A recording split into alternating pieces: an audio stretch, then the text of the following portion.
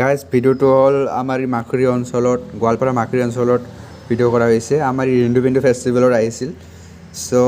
মই এইটো ক'ব খোজোঁ যে বাই বাই আপোনালোকে শেষ পৰ্যন্ত চাব